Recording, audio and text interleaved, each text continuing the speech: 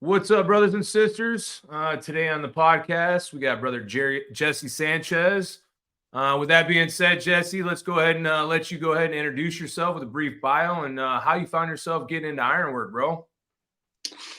I'm Jesse Sanchez, book number 1557313. And man, ironwork.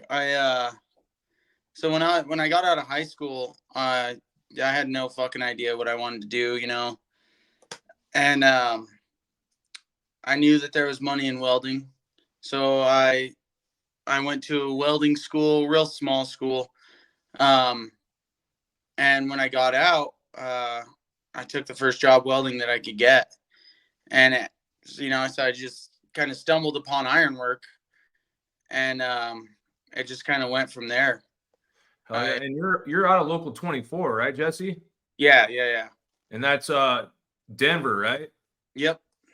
So it's Colorado and Kansas. Colorado and Kansas. Yeah. So primarily, much of your work obviously is in downtown Denver. Is there like any other big metropolises around Denver that you do a lot of work in? All around Denver, really. Like the Denver's where all the big jobs are, but I've gone as far north, like probably like 30 to 45 minutes north of Denver, and a lot of work in Springs and Pueblo. So like you've been posting lately, Jess, you're working on a story job, bro. So can you kind of tell us what that job is and like how's it going so far? It looks like a pretty clean iron job, man. It looks badass. Yeah, it's a good job, man. The name of it's Steel House. It's pretty fun. I think the first 6 floors were pour in place, and then we got to set our iron on top of there. So it's nice, man. Boneyard right there with the just nice clean boneyard, not dealing with mud or anything. That's always the best, ain't it? Yeah, man. Yeah. Especially if you got, if it could be shitty, like where your hook on, man, fucking suck, and they're not scraping your flanges before the iron goes up. You know what I mean? Yeah, for sure, man.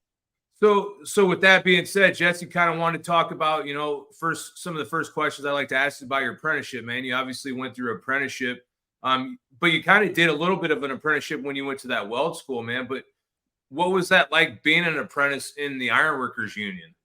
So when I got in, I worked for a non-union company for like 4 years doing a lot smaller scale stuff, and I was still real young, and I thought it was really hard to get into the union, and when I moved to the city, because I'm from a smaller town, and I got in, I called the company up thinking like I didn't know they were union, and they're like, oh well, we're with the union, you have to go through them, and so I called the hall and kind of went from there, and I didn't know how any of it worked, so I was just like, hey, I got some experience, but because they told me about the apprenticeship, and I was like, well, yeah, I got a little bit of experience, but I don't want to, I don't know everything. So, if they could get me a little more money, or, I've welded and I have weld certs, and they're like, yeah, we'll see what we can do for you. So they actually started me as a second year, and that was pretty cool. But I was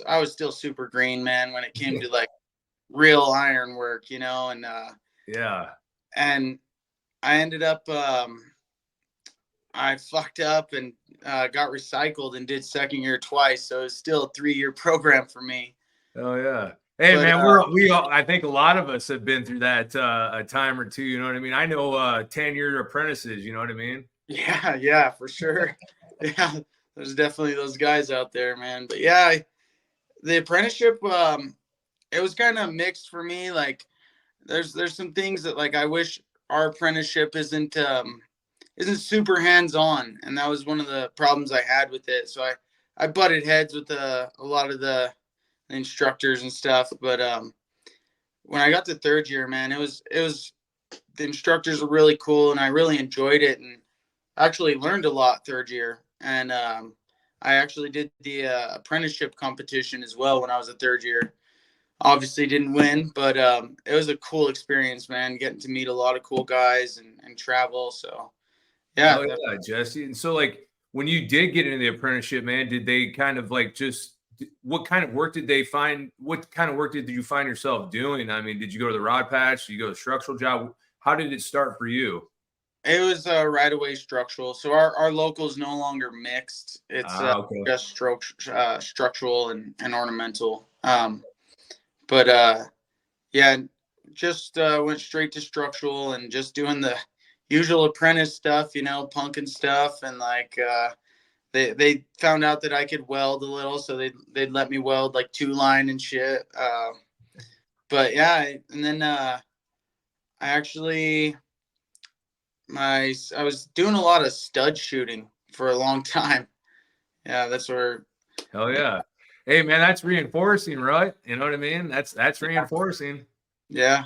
So but like, Jesse, obviously you're known for being a connector, man. And so like, did you do quite a bit of that as an apprentice? Did you transition into that very well? Yeah. So when I was a second year, the second time around, that was my first connecting job. Because I went from shooting studs and like I worked my ass off because I wanted to connect, and I kept telling my foreman and like, hey man, if the connectors miss a day, anything happens, like I'm right there on it, like I'm ahead on all my shit, like if I could step in, just let me know. And of course the connectors, like on that job, they missed maybe 2 days, and he kept his word and he put me up in the air, and I got in good with the raising gang. And the foreman, man, he's a great guy, dude. And so when that job ended, the general foreman, he told me like, hey, I got you going to the next job, and you're going to be connecting it under a journeyman, and he's going to teach you everything. So yeah, that I Was my it so first like connecting job. so obviously, Jesse, obviously you wanted to go up in the air and all that. Were you prepared for that? Was your body prepared to go up and start hanging iron? No, I mean it wasn't. I mean I thought I was prepared, but I don't think I really was. Yeah. Did that uh journeyman make you sweat? oh yeah, big time, man, holy What was shit. his name? Do you remember? Oh yeah, Tim Gould, he was my first journeyman that I connected with. Oh yeah. Yeah, And dude. so, like, obviously, he taught you, quite a bit, right? And so, like, obviously, did you just find yourself just chasing the hook, as we like to say? You know what I mean? Is that what you just kind of just been doing since that point? So pretty much, yeah, like he taught me some, but then he ended up dragging up, Ah, and I got thrown in. It was like trial by fire. yeah.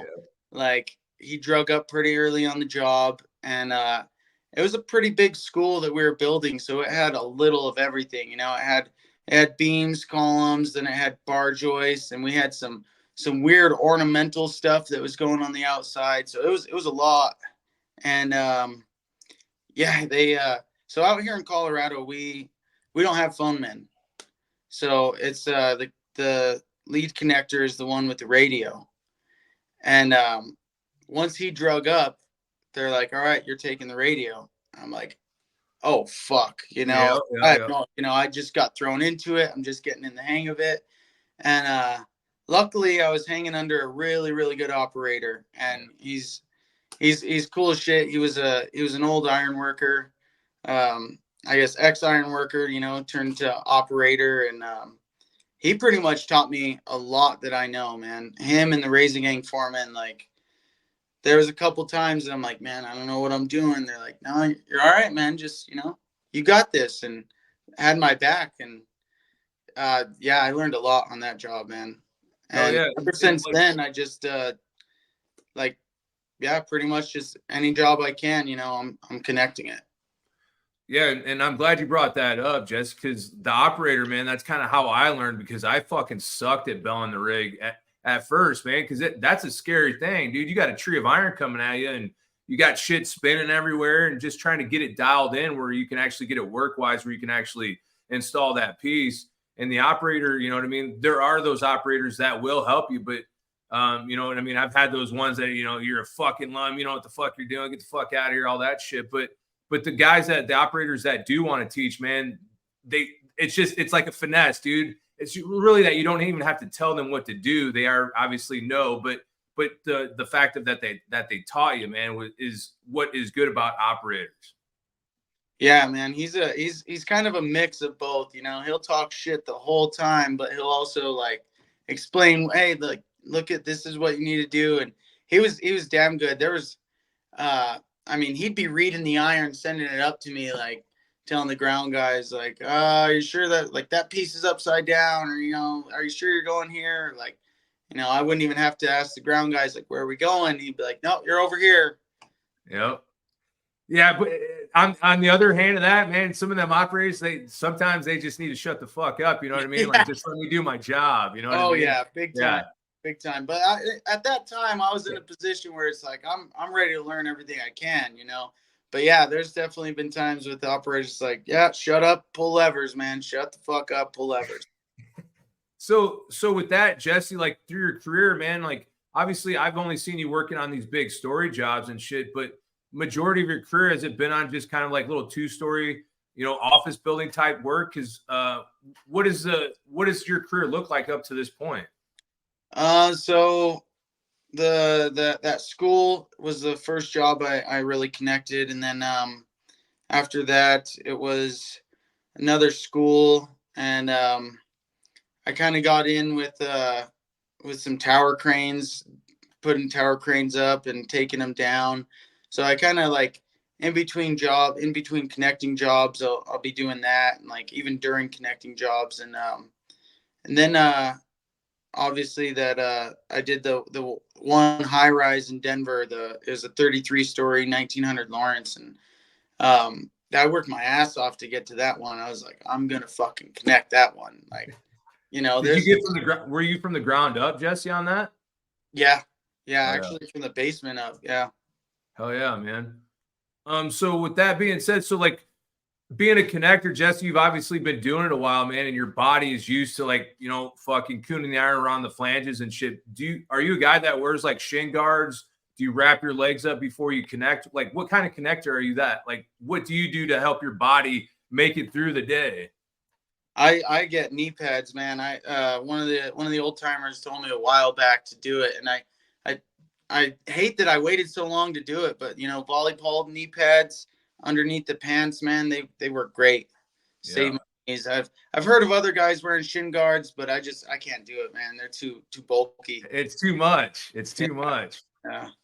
Yeah, and so like with that, you know what I mean? One of the things that I found, like one of the guys that I used to connect with, he would wrap his entire legs with ace bandages, man, and it would just protect you from those little trauma, you know what I mean? From like when you're on one side of the piece and you're pushing it in, you know, with your shin or your knee or whatever it is, it was I was just like, how the hell do you wear that all day, man? I'd be sweating my ass off and just you know what I mean?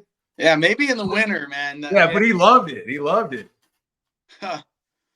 So can you, like, one of the questions I wanted to ask you, Jesse, obviously you're in shape, bro. So like, what do you do to keep your body in shape? You know what I mean? Some guys may say, well, fuck, there's Jesse working out. He's not working hard enough. But what do you do to make sure that you can connect for 8 hours a day?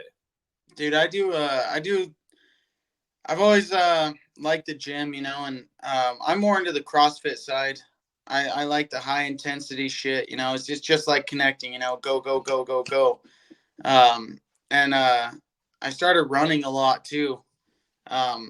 Just a lot of cardio stuff, and it helps me, dude. Like it helps me get through an 8-hour day and feel like it was nothing, you know, like ready for more. Yeah. So like, I haven't obviously been to local 24 before, Jesse, but what are you seeing in your local, man? Are you seeing guys that are, you know, your partner's a working muscle. I mean, that dude's just crazy shape or whatever, but what is it? What's it like in local 24? You see, you know, obviously you seeing a lot of lazy fucks, little fat fucks. Like, what are you seeing, man? Oh man, it's a mix of everyone, man. Like my foreman right now, he was a connector, and he did a lot of the high rises in Denver, and that motherfucker's jacked, dude. Yeah. He was going to the gym like he nonstop, man, fucking jacked. And that's what you see. It's kind of a mix, you know, the fat lazy fucks, they're on the deck doing other shit, you know, welding, whatnot, and like the fucking the guys that are strong and fucking jacked are usually the ones up in the air, or the ones fucking throwing the deck, or fucking throwing out bent plate, you know, like, so it's Yep. it's a mix of everything, you know. um yeah, local 24 is pretty small local. Yeah.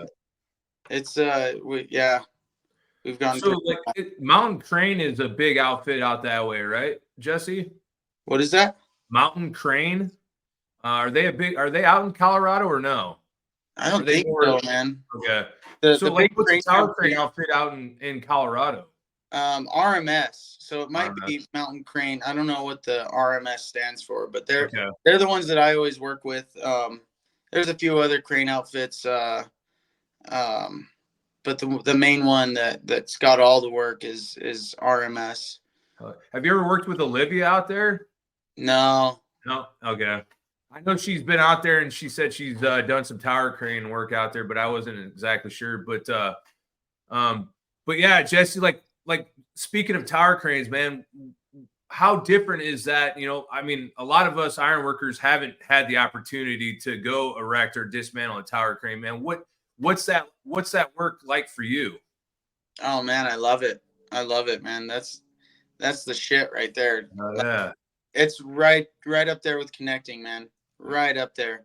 Because you're way above everything, man. Like when you're on the iron, it's cool, but when you're above the entire job site, you know, and yeah, you're slamming pins in, you know, and it's a lot more stressful though too, because with iron you could beat the shit out of it. It doesn't matter.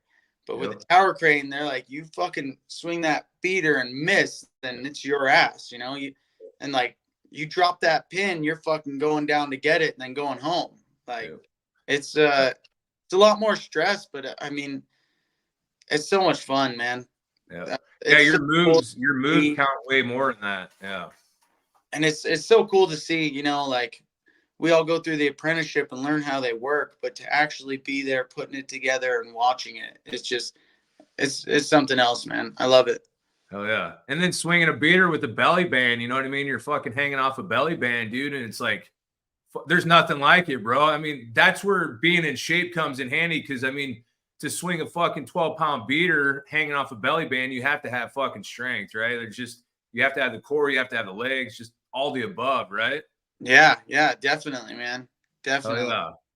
No, I mean, I got to, through my career, got to do a little bit of tower cranes, you know what I mean? I absolutely loved it. I always wanted to do that, you know what I mean? But, unfortunately, it wasn't in my cards for my entire career, but I did get to work with like the likes of like Travis Corbett and Yoder and those guys before they passed. Man, it's just like that work was just very special, and you had to be a certain type of person to go do that work.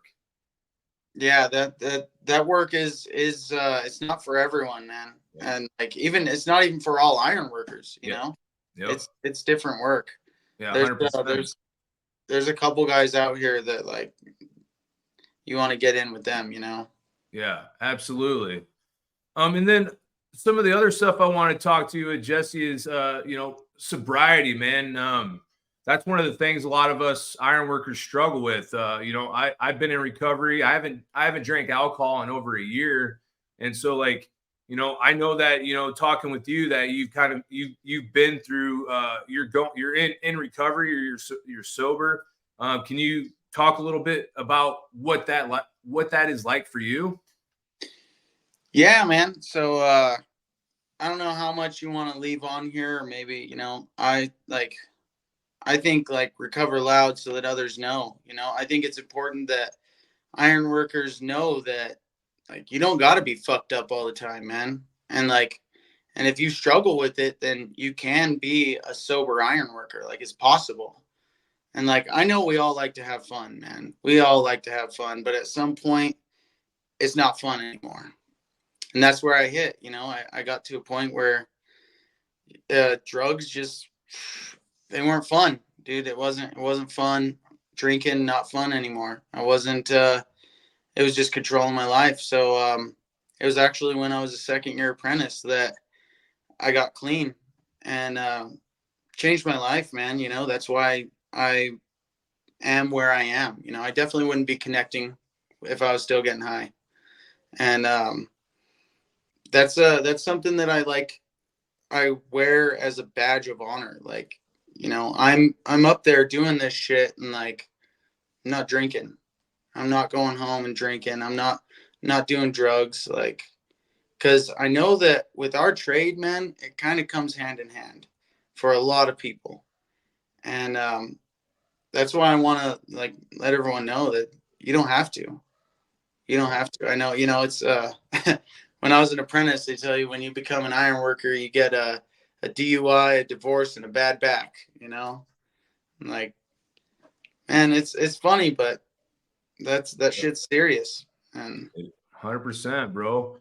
And just like speaking of that, just being an iron worker for almost 20 years now, and being a hand, being a foreman, being a GF, man, um, being out there, you see, like you said, our ego and our pride as iron workers or in construction in general, man, just get in the way of asking for help sometimes. You know what I mean? A lot of us fucking struggle. I know a lot of us struggle, right? Because I see it day in, day out.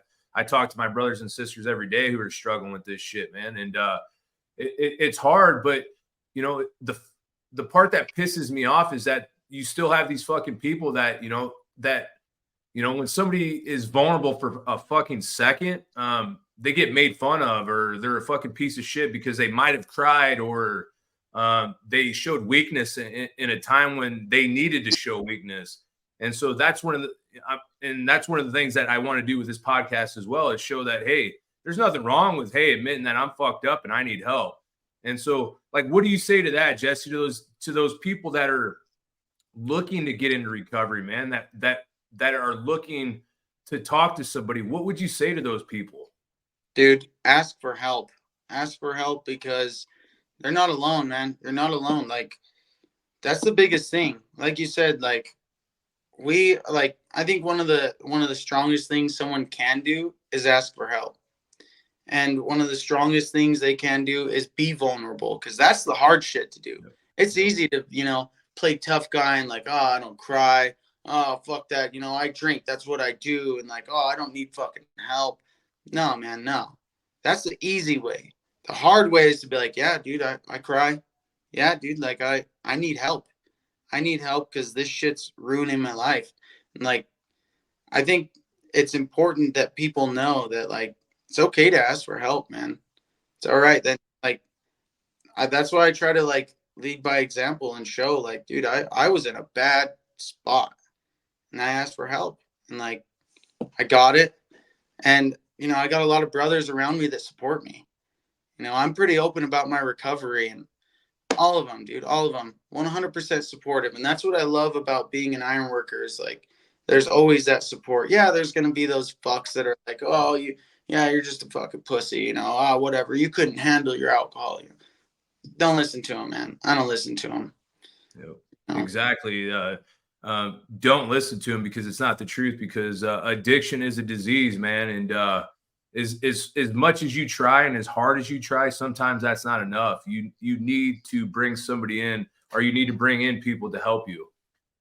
Yeah, exactly, man. And it's a tough fucking spot to be in, and it's hard to ask for help. But dude, there's help out there. So, like, Jesse, just speaking of that, man, are there some things that you do to help you prepare to get you to make sure that you stay present and make sure that you focus on this 24 hours and not anything in the future or behind you? Like, what are some of the things that you do? Oh man, it's gonna sound funny, but I meditate. Like, meditation. It sounds crazy. Dude, I remember when I first heard that, like, fucking meditate, But dude, that helps a lot. Clears the mind, helps stay focused on today, Yep. Yeah, and that and working out, obviously, I'm sure you get some of your shit out with that as well. You know what I mean? And that's a big part as well, is doing something active. A lot of people don't. You don't have to go do fucking CrossFit. You don't have to go Olympic weightlift, man. Go take a walk. Sometimes a walk is all you need. A walk will change your mood so quick, man. And people don't realize that. Yeah, for real, man. And so, like with that, Jesse, man, we kind of I wanted to ask you about unionism, all right? Because I mean, we are union ironworkers, man, and I am a dues paying member, and I am very prideful, and I'm very grateful that I have a union that helps me get through, make sure that I have what I have, that me and my family have what we have, man. What's unionism to you? Like, what's it mean to be a union ironworker? Man, it means the world to me. This being a union ironworker gave me everything that I have, you know. And it showed me that, like, it brought a brotherhood to me. And the union like paid for my kid's birth, and like showed me that, like, bringing everyone together, I have a voice, that, like, I matter. And I think it's so important to have unions, to be a part of a union, because that gives everyone a voice. Like, I'm actually I'm trying to get more involved with the on the political side of Local 24. I'm hoping to become a board member next year or next election. But yeah, Oh yeah, man, union, it's where it's at, dude. I try to, everyone I talk to, I try to organize. yeah. We're, Because we're, you've worked on the non-union side. Obviously, it wasn't big construction, but you see the differences, right? oh, big time, man. Like, companies don't give a fuck about you. You know, you're another number. And, like, all these companies that want to claim, like, oh, we're a family, we're a family. Like, okay, you could preach that to me all you want, but something happens, man. Like, if I die, you're replacing me tomorrow, and that's just the way the world works. And in order to have a voice, we need to come together. Yep. Yeah, I mean, divided we beg. I mean, it doesn't make sense. Um, being a collective group gives you so much power, and you see it nowadays, man. I mean, you're seeing little. I mean, I don't mean this in any disrespect, but you see 18-year-old kids unionizing, organizing. You know what I mean? Like, that is the power that you have, and but they're taking action on it, which we all can do. We can all, if we come together, pretty much demand anything that we want, right? I mean, that's the way it works. Yeah, dude. That's what being a union member is all about. Hell yeah, man. And I'm glad to hear, Jesse, that you're trying to, like, I'm glad you brought that up about, like, obviously getting more involved in your union, man.